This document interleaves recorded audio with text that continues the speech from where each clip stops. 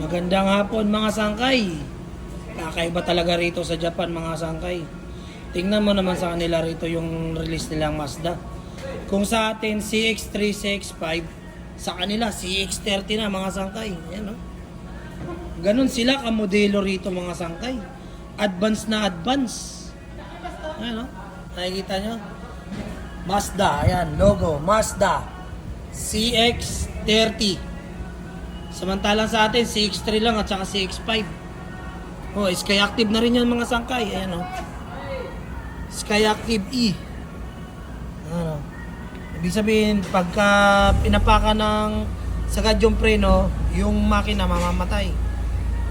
Ayan yun. Ayan lang mga sangkay, maraming salamat kung nagustuhan nyo mga ganitong content. Follow nyo lang po ako sa aking Facebook account. Ganon din po sa aking YouTube channel, Makoy Vlogs TV, para masundan nyo pa po yung mga susunod ko na i-upload. Yun lamang po, maraming salamat and God bless po mga sangkay.